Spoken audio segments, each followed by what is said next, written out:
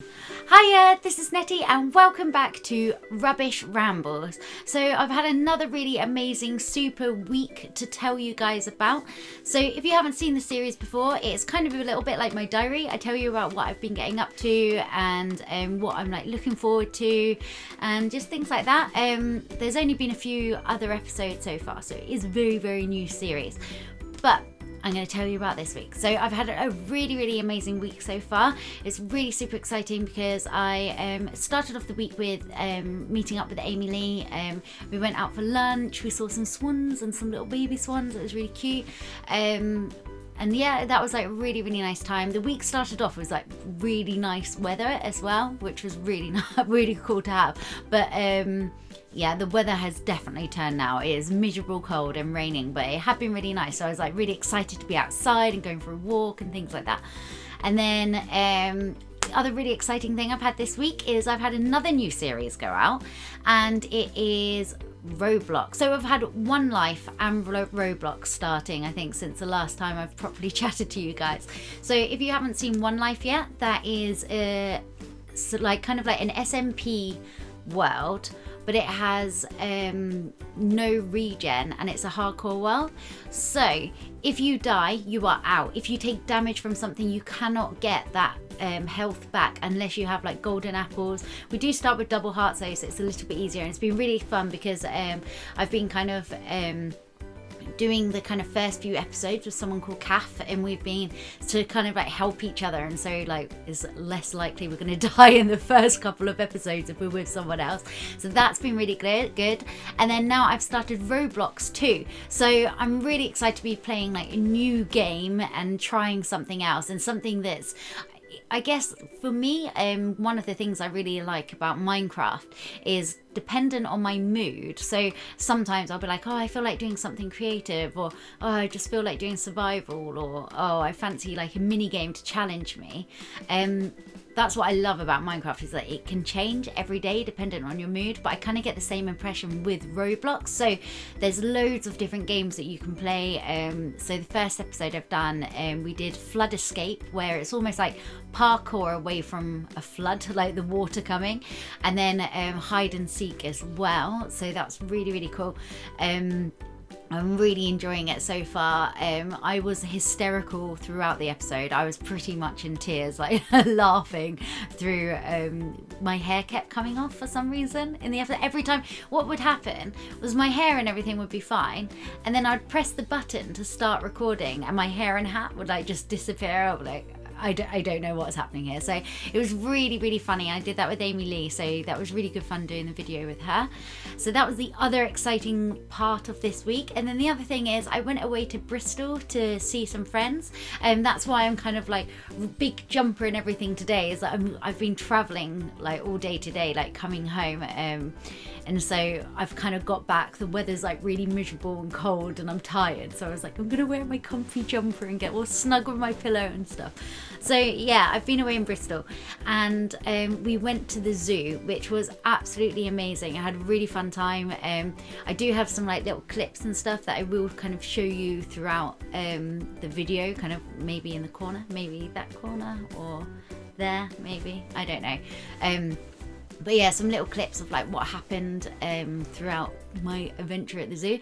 But there's one thing I want to kind of touch on with you guys, just because I posted a picture on Instagram of the lions in the enclosure, and loads of you like obviously had like, it was amazing feedback. It was really, it was an impressive enclosure because there was a glass wall, so it was literally about that far, like glass kind of thing, just between you and a lion. I have never seen a lion so close up before. There was one point that I was filming, and as the like lion was like kind of coming towards me, and I was just trying to get like a little bit of footage, and I was right up against the glass so I wouldn't get like the reflection and stuff from on the camera, and with that the lion just came up and literally just pretty much pressed up against the camera, and it was like it was incredible. But some of you guys in the comments responded very negatively. You felt as if it was unfair for the animals to be in like captivity, and some of you even went as far to say that they felt like it was disgusting and they didn't see how that could be cute and all of this. So I did actually want to touch on that, but why I think it's important is because I do think that at Bristol Zoo, like, they are a registered charity as well. They do a lot for the animals, and the majority of the animals that they actually have at the zoo, they are either kind of endangered or even close to extinction. Extinction? Yeah, that's the word. I can't. You know, sometimes if you can't say a word, and then the more you think about it, then the harder it is to say it. It's like, oh, what am I trying to say? Yeah, so so I basically contacted the zoo and I sort of explained the situation. I said that I put this picture on Instagram. Some people have like responded negatively. Could you please give me some facts and figures and like sort of let me know like the lions, how long have they been there? Because people were concerned they've been ripped from the wild and they've been taken from their homes and things like that. So you guys were really concerned, and it's fair enough. Like I think you have every right to be, and it isn't nice when you see an animal that should be running around in the wild, but when there's reason behind it. So I've got some post-it notes of some notes just because I don't want to say the wrong thing or give some false information that's not completely true. But this is what they've kind of come back and said to me. So the two lions are actually brothers, and they were born in the zoo. So they were born in the actual zoo. So they haven't been taken from somewhere else and brought here. So they don't even know of another life kind of thing. And this isn't what the zoo have told me, but someone else has actually mentioned it to me after. But I think they're actually planning on kind of adding to the lion enclosure. But the lions, I'm going to pronounce this wrong now because I've only seen this word written down. I've never actually heard it said, so I might say it wrong. But they are the Asiatic lions, Asiatic lions, and they are actually very rare and very close to extinction. I believe, there's 300 to 400 left in the whole world. They're from like a small place, like a small area in India, and there's only 300 to 400 of them left, like ever, kind of thing. And so the reason they have them there, they are actually part of like a breeding program, and they're actually going to be hopefully at some point they're waiting to move one of them and to bring a female in so they can actually start breeding them. And so they're actually trying to save them rather than just kind of treat them badly. But yeah, so and the Asiatic, I can't say it, Asiatic, I don't know, I'm gonna say Asiatic, that can be our word for it. They are actually the most endangered large cat species in the whole world, which is quite like crazy. Because there are so few of them like left in the world, it is actually necessary to manage the species with human care, whether it's in the wild or in captivity. So as much as I can understand all your concern and stuff on Instagram, and I do get that, but they are actually helping them. And so anyway, I've got all my notes just because I don't want to say anything wrong. So I'm sorry I'm not looking at you guys. I'm looking at my post-it. But the zoo is actually a registered charity, and all the money raised goes towards valuable conservation work they carry out in the UK and abroad. So everything they do, they're trying to help the animals. They're not it's not just for humans' entertainment to go to the zoo. Like in the olden days, it was very much animals were used for entertainment, but now with the animal rights laws and things like that, it has completely changed.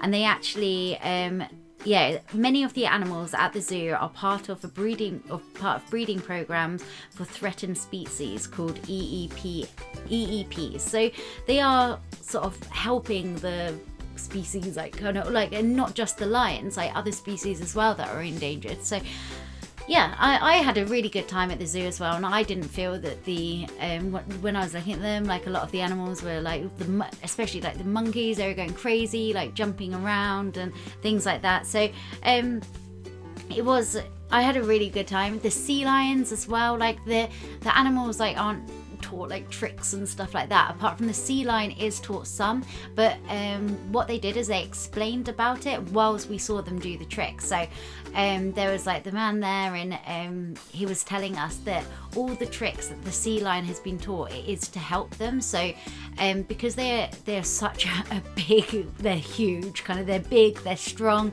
and to give them the like health checks and stuff that they need like pretty much every day, if it wasn't trained, they would have to put it to sleep like every day, like, so that's obviously not wouldn't be that great. And so they've taught it some simple tricks that can kind of, it keeps their minds active as well as keeps them safe, kind of thing. And the tricks aren't like over the top things, it's just kind of like teaching them to like lie completely still so they can have checks all over them by the vets, and like to roll over and get checked. And apparently that's probably one of the hardest tricks to teach them, because it's really unnatural for them to be lying on their backs, and because they're then in a very vulnerable position. Like whenever they get the sea lions to do a wave, that is actually, they're checking their like, oh, I don't know what they're called, fins, I guess. I don't know what they're called, I missed that bit.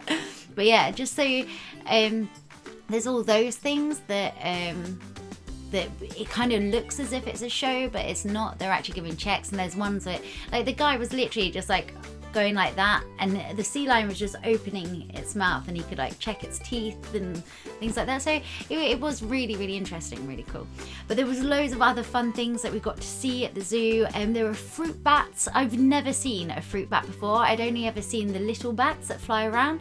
These fruit bats were like pretty big, and I think I've got a clip like of them like climbing a tree and stuff like that. That was really, really cool. And they were like just flying out. We got to go in the enclosure with them, so they're like flying above our heads, and it was really, really crazy. It was really cool. The other thing with the flying around, one of my favorite bits was we went into like the butterfly bit, and you went into this like kind of greenhousey thing with like loads of plants everywhere, and there was just the most beautiful butterflies just flying around. It was so cool. And then they had like a big plate with like fruit and stuff on, and I've never seen a butterfly up close, like kind of with its long thing going into the fruit, like eating it. It was really, really cool. So that, I really love the butterfly bit, and the sea lions. And then there were, in the water bit, there was a starfish that was so tiny, it was like smaller than a 5p piece. So if you don't know what a 5p piece is, like if you're from American things, they are tiny. They're about that big, if that. I think I've even got a photo of one. You can see it. Like, the starfish was smaller than my nail. It could sit on my nail and have like room around, kind of thing. It was so crazy. And there was like bigger starfishes, and there was like a really grumpy fish that I loved. I really, really liked him. That was really good. Trying to think what else. Oh, penguins. You can never go wrong with seeing the penguins. They're just so funny. I just love how they'll kind of be waddling around and being all clumsy and a bit stupid, and then they get in the water and they're so elegant and quick, and it's just so funny. Really, really enjoyed them. Sorry, I cut out then. The recording just cut out. So get back to it. So then there was the gorillas we saw. The gorilla enclosure was so cool, because it was, you kind of went into this room, and there was like this glass wall, and it had steps and things, and then the gorillas could go up the steps and then across the top, and so then it was a glass roof, so the gorillas were literally walking around above your head. It was really cool and really scary, and there was like a wall between like two of the enclosures, and so you could see from the glass like one enclosure and the other one, and there was like one gorilla being really naughty, and he was sneaking underneath and trying to steal the other one's food, but you could see both sides of like what they were like. The other one sort of like, hey, like that's my food, and the other one like trying to be sneaky, and as soon as the other one would go away, like the other one would like kind of start reaching again. It was really, really funny. So it was really, really good. I had an absolutely amazing time. Also over the weekend I got to meet Kath for the first time, who I've been doing One Life with. So that was cool. We all went out for a roast dinner, a Toby Carvery. If you guys are on Twitter, you know I love Toby Carvery.